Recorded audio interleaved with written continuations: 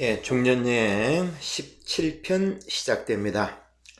제가 지난 시간 도마복음 말씀 드리다가 16편 마무리했는데 1945년 에집트 나그 한마디에서 항아리채 두루마리들이 발견되었는데 그 중에 도마복음이 들어있었습니다. 토마복음은 예수님의 12제자 중 한 사람인 쌍둥이 유다 토마스가 썼다고 기록되어 있습니다. 신약 성경처럼 마태, 루카, 요한이 주체가 되어서 예수님의 그 기적이나 그리고 말씀들, 행적들을 기록한 것이 아니고 예수님의 말씀만 기록한 것이 도마복음입니다. 따라서 사실 예수님의 정체를, 예수님의 말씀 그대로를 알기 위해서는 무엇보다도 공간복음보다는 도마복음이 더 사실에 가깝다고 하겠죠. 그리고 무엇보다 도마복음은 영적인 내용이 많이 들어있습니다. 3절에 의미심장한 말씀이 나오는데, 만일 너희를 인도하는 자들이 너희에게 하느님의 나라가 하늘에 있다고 한다면 공중의 새들이 너희보다 앞서갈 것이다. 만일 그들이 너희에게 하느님의 나라가 바다에 있다고 한다면 물고기들이 너희보다 앞서갈 것이다. 진실로 하느님의 나라는 너희 안에 있고 너희 밖에 있다. 너희가 너희 자신을 알 때 비로소 너희는 알려질 수 있을 것이다. 그리하면 너희가 곧 살아있는 아버지의 아들이라는 것을 깨닫게 될 것이다. 어떻습니까, 여러분들? 좀 다르죠, 그죠? 우리가 지금 공부하고 있는 중년여행에 대해서 주제로 공부하고 있는 이 내용들하고도 도마복음이 공간보다는 더 가깝다고 말씀드릴 수 있겠습니다. 우리는 진짜 자기를 그동안에 공부했기 때문에 이제 도마복음의 이런 말씀들에 대해서 좀 이해가 수월합니다. 만일 우리가 이런 공부를 안 했다 그러면 도대체 무슨 말을 하는지 알아들을 수 없구나 하면서 제자들이 투덜거린 것처럼 그런 반응을 드러낼 것입니다. 그리고 우리 안에 있다는 이런 말씀들이라든지 도마복음에 어떤 이런 부분들 계속 알아봅시다. 우리는 자아가 가짜 자기가 판을 치는 차별의 세계에 살고 있습니다. 떨어져서 지켜본다는 의미는 우리들이 항상 얽매여 있는 가짜 자기로부터 떨어져서 본다는 의미라 하겠죠. 즉 자아를 떠나서 무아의 주체가 되어서 사물을 지켜보는 것입니다. 이런 무아의 눈으로 보면 내에 대한 집착이겠죠. 가짜 자기에 쌓인 것의 반대가 무아라고 할 수 있겠습니다. 이런 무아의 눈으로 보면 남자도 여자도 없고 신분의 차이도 가르치는 사람도 가르침을 받는 사람도 없을 것이다 라는 도마복음. 그리고 도마복음 114절에 이런 이야기가 있습니다. 시몬 베드로가 그들에게 말했다. 마리아는 우리를 떠나야 합니다. 여자들은 생명을 얻을 자격이 없기 때문입니다. 아주 엉뚱한 베드로의, 말 그대로 주책맞은 베드로의 발언이죠. 예수님께서 대답하시자, 내가 그 여자를 인도해서 남자로 만들어 그 여자도 너희들 남자들처럼 살아계신 영이 되게 하겠다. 스스로를 남자로 만드는 여자가 하느님 나라로 들어갈 것이다. 그리고 베드로 3장에 보면 베드로가 여성에 대해서 친절하지 않다는 것을 잘 드러냅니다.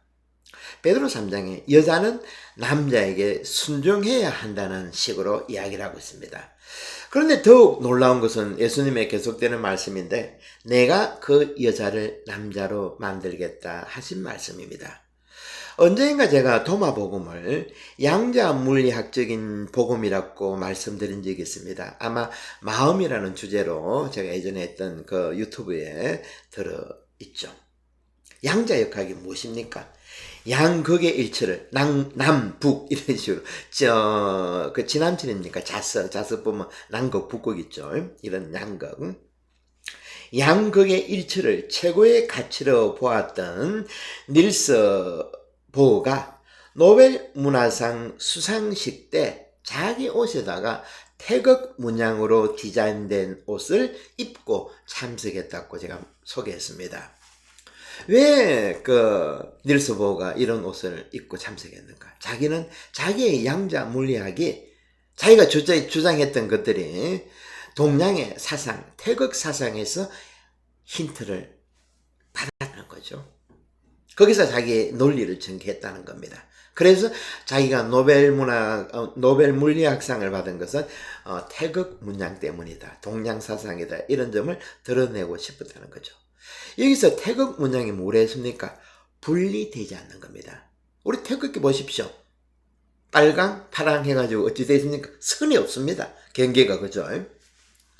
분리되지 않는다는 거죠. 양과 음이 하나로 엮여 있다는 것이 태극 문양의 정신입니다. 우리나라가 반만년을, 아니 그 이상을 하나의 민족으로 같은 언어로 살아왔던 이 힘이 우리 DNA 안에 들어있다는 겁니다. 하지만 지금 우리 세대가 가장 위험한 시기에 돌입한 것 같습니다.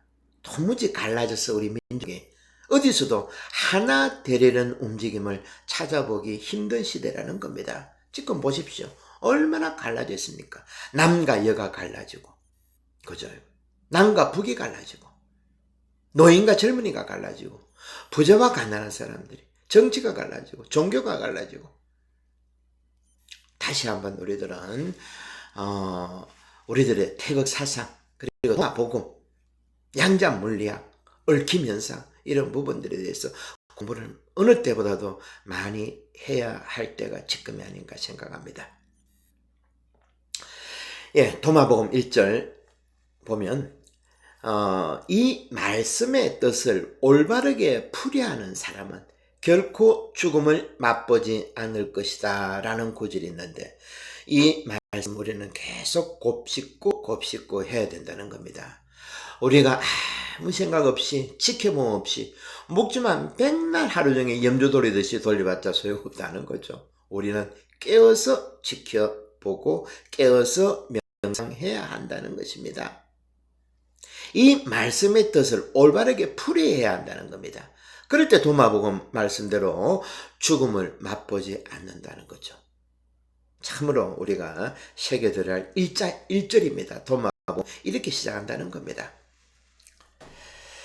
당시 지금 남녀 문제 나왔는데, 당시 그리스, 에집트, 이스라엘도 마찬가지고, 하여튼 이쪽에서는 남자와 여자를 다른 류에 속하는 별종으로 보았습니다. 2000년 전 처음에서는 부드럽게 표현한 말씀드리면 마치 고양이와 강아지처럼 다른 종입니다. 부드럽게 표현해서 2000년 전에 이집트에서 100km 정도 떨어진 옥시린쿠스 쓰레기장, 이집트 수도에서 100km 정도 떨어진 옥시린쿠스 쓰레기장에서 썩지 않고 발견된 종이 쪼가리를 발견했는데, 군대 간 남편이 부인에게 보낸 메모입니다. 여기 이런 내용이 있습니다. 이번에 태어날 아이가 또 여자아이면 쓰레기장인 옥시린쿠스에 버리시오. 그러니까 당시 전쟁은 우리가 생각한 것처럼 이렇게 짧게 끝나는 단기전이 아닙니다. 몇 년씩 걸리죠. 길면 오디세우스 한번 보시죠. 10년 20년 돌아다니다가 오고 하지 않습니까? 이처럼 고대 문화에서는 여자는 불완전한 존재였던 겁니다. 서양만 그랬던 것이 아니고 동양에서도 별반 차이가 없습니다. 법화경 12장을 보면 용녀라는 여자가 남자로 변신한 후에, 남장을 했던 것 같습니다. 변신한 후에 수행을 거쳐가지고 성불할 수 있었다고 하는 그런 기록이 있는데, 동양의 불교에서도 마찬가지였던 것 같습니다. 베드로는 여성이 구원받을 수 없다 했지만 예수님의 말씀은 달랐습니다. 예수님은 본질적으로 남녀의 차별에는 반대하셨습니다. 특히 여러분 기억나시죠? 향유를 당신 머리에 부은 마리아에게 뭐라고 칭찬하셨습니까? 온 세상 어디든지 복음이 전해지는 곳마다 이 여자가 한 일도 알려져서 사람들이 기억하게 될 것이다. 당신을 3년 동안 목숨 바쳐 따라다녔던 제자들에게도 한 번도 하신 적이 없던 극찬이죠. 이런 칭찬을 마리아에게 했던 겁니다. 여자에게 했던 거죠. 당시 여성을 하대했다고 했던 바오로도 갈라디아서 3장을 보면 이런 구절이 있습니다. 그리스도 예수 안에서 하나이기 때문에 남자와 여자가 따로 없다라고. 때문에 도마복음 114장을 제대로 이해하려면 22장도 같이 보아야지 제대로 해석할 수 있습니다. 남자 여자를 하나로 하여 남자는 남자같이 않고 여자는 여자같이 않게 해야 하느님 나라에 들어갈 수 있다. 요즘 한국에서 페미니즘 논쟁이 시끄럽죠. 남자 여자 서로 갈려서 미친 듯이 싸우고 있습니다. 젊은 여자, 젊은 남자들이 싸가지고 답이 없습니다. 도마복음의 예수님 말씀처럼 서로가 하나가 되려는 움직임 속에서만 페미니즘 문제를 해결할 수 있다는 겁니다. 그리고 멀리 볼 거 없죠. 우리 태극기 보십시오. 이게 남자 여자가 어디 있습니까? 그죠? 동그란데 서로 안에 같이 겹쳤을 뿐이죠. 어느 때는 남자가 힘이 커지고 어느 때는 여자가 힘이 커지고. 그리고 남자 여자 부부 간에 보십시오. 젊을 때는 남극이 강하죠. 남성이 힘이 강하지만 나이가 들어서 어떻습니까? 또 거꾸로 되죠. 그죠? 태극 문양을 생각해야 된다는 겁니다. 괜히 젊어서 남자 여자 나눠가지고 페미니즘 문제로 싸워봤자 이것은 자기 눈 찌르는 어리석임이라 할 수 있겠습니다. 이 말씀을 제대로 이해했던 생텍쥐페리가 인간의 대지라는 책에서 이렇게 말했습니다. 사랑한다는 것은 서로의 얼굴을 바라보는 것이 아니라 항상 같은 방향을 바라보는 것이다. 참 이것도 좀 멋진 말이죠. 그죠? 사랑한다는 것은 서로 얼굴 바라보는 것이 아니라는 겁니다. 서로 얼굴 바라보자 신혼 석 달? 3년? 모르겠습니다. 봐봤자 그 얼굴이죠. 그죠? 같은 방향을 봐야 된다는 겁니다. 생텍쥐페리도 많이 싸웠습니다. 생텍쥐페리 부인은 베네수엘라 출신인 프랑스에 살고 있는 여인인데 국가도 달랐죠. 취향도 다르고 싸웠습니다. 그래서 어느 구절에서는 생텍쥐페리 중에서는 비행을 좋아했던 이유가 자기 부인하고 좀 떨어지고 있고 싶어서 그런 이야기를 한 적도 있습니다. 하여튼 사랑한다는 것은 서로의 얼굴을 마주 바라보는 것이 아니고 같은 방향을 바라보는 것이다. 멀리 떨어져서 서로를 바라보고 함께 같은 방향을 바라보는 것이죠. 이처럼 하느님께서 아담에게 화를 보내주신 이유도 같은 방향을 살아가라는 의미라고 할 수 있습니다. 서로 싸우고 있는 부부를 보고 제자를 데리고 어디론가 길을 가고 있던 스승이 했던 말입니다. 길을 가다가 목욕을 하러 내려가려고 했는데 강둑에 있던 남자 여자가 부부간이죠. 서로에게 화를 내면서 소리를 지르기 시작합니다. 여자가 목욕을 하다가 그만 목걸이를 분실했는데 남편이 심하게 질책하자 그만 불이 붙은 거죠. 언성이 높아진 겁니다. 스승이 걸음을 멈추고 제자들을 돌아보며 물었습니다. 얘들아, 사람들은 화가 나면 왜 저렇게 소리를 지르는가 하고 제자들은 잠시 생각에 잠겼죠. 그 중에 좀 재치 있는 한 제자가 말합니다. 평정심을 잃었기 때문에 소리를 지르는 게 아닐까요? 옆에 있던 또 다른 제자가 말합니다. 분노에 사로잡혀 이성이 마비되어서 저렇게 싸우는 것이 아니겠습니까? 스승이 되묻죠. 얘들아, 상대방이 바로 앞에 있는데 굳이 크게 소리를 질러야 하는 이유가 무엇이겠느냐? 큰 소리로 말해야만 더 잘 알아듣는 것도 아니고 조용히 말해도 자신이 하고 싶은 말은 상대방이 알아듣지 않겠느냐? 그러면서 스승은 다시 묻습니다. 왜 화가 나면 소리를 지르는가? 제자들은 각자 다양한 이유를 내놓았으나 어느 대답도 만족스럽지 못했습니다. 마침내 스승이 이렇게 설명했습니다. 얘들아, 사람들은 화가 나면 서로의 가슴이 멀어졌다고 느낀단다. 그래서 그 거리만큼 소리를 지르는 것이란다. 소리를 질러야만 멀어진 상대방에게 자기 말이 닿는다고 여기기 때문이란다. 화가 많이 날수록 더 크게 소리를 지르는 이유는 그 때문이란다. 소리를 지를수록 상대방은 더 화가 나고, 그럴수록 그 둘의 가슴은 더 멀어진단다. 그래서 갈수록 목소리가 더 커지는 것이지.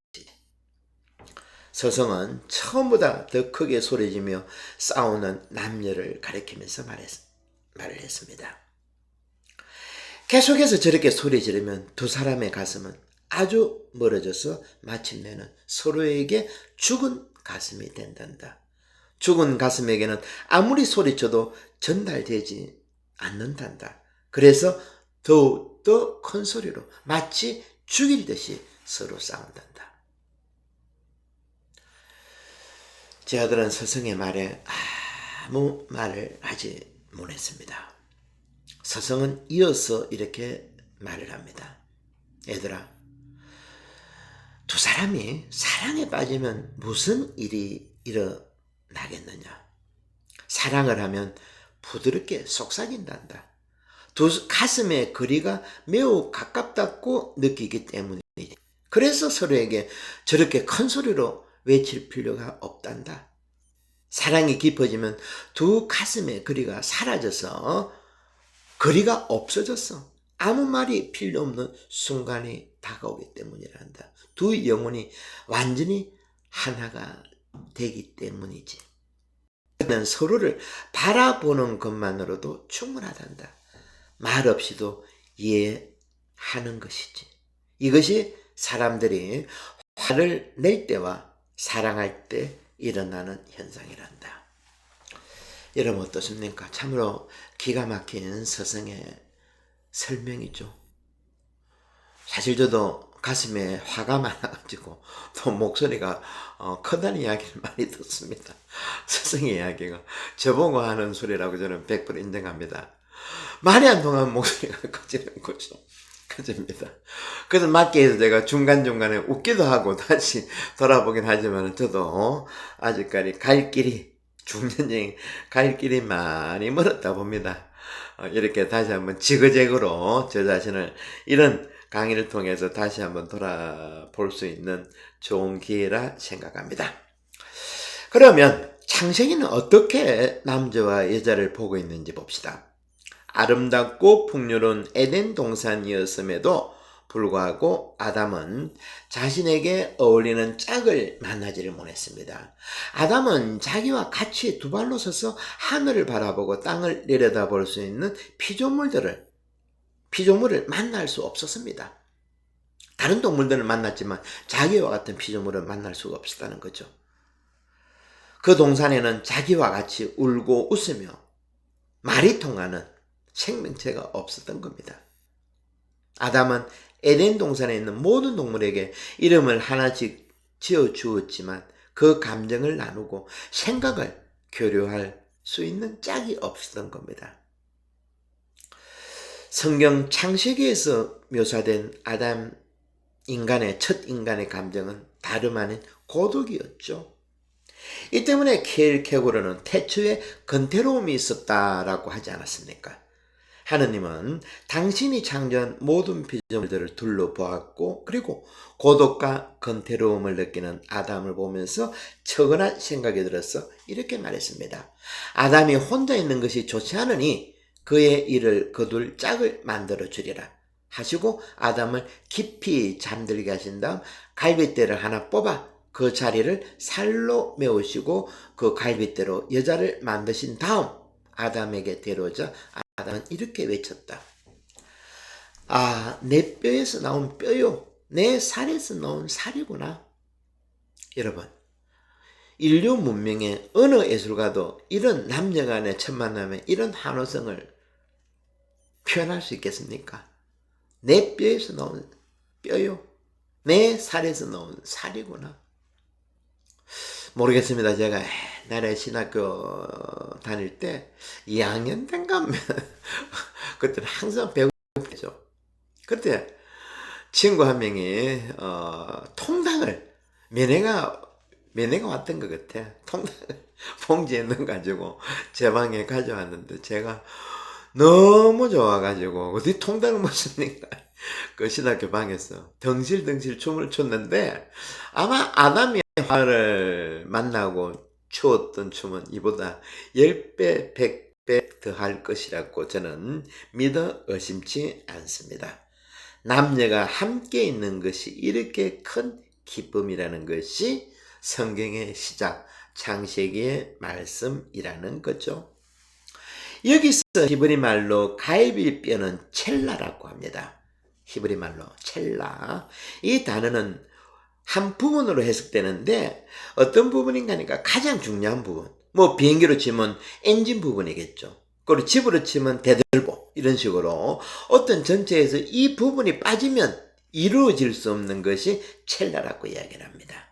이렇게 여성은 첼라로서 남자에게 없어서는 안 될 중요한 요소라는 겁니다.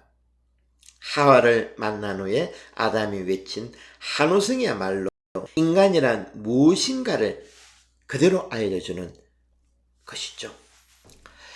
여러분, 이렇게 이제 짝이 생겼습니다. 짝이 있다는 것은 무엇입니까? 당연히 놀이죠. 놀이라는 겁니다.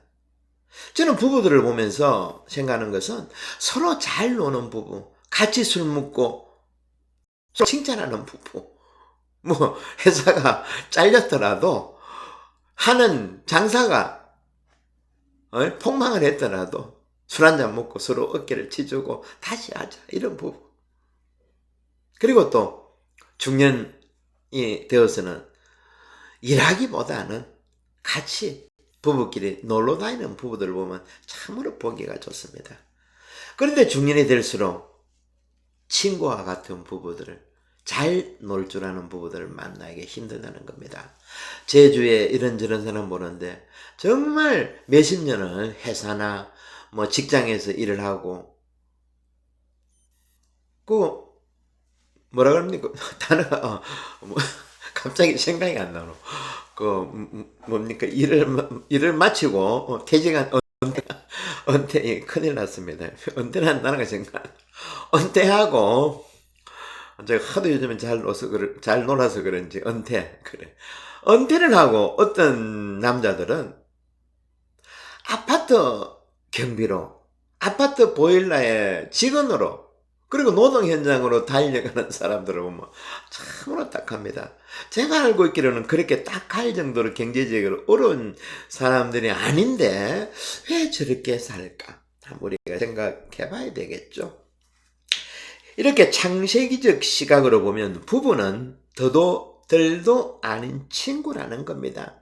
서로 놀 줄을 모르는 부부를 쳐다보면 저는 마치 유리 인형 같다는 느낌이 듭니다. 언제 깨질지 모르죠. 아마 하느님이 우리를 보실 때도 그렇지 않겠는가. 한번 이 중년여행 우리가 이런 공부를 통해서 부부간에도 다시 한번 생각해 봐야 되겠죠. 예, 오늘은 17강 여기서 마치겠습니다.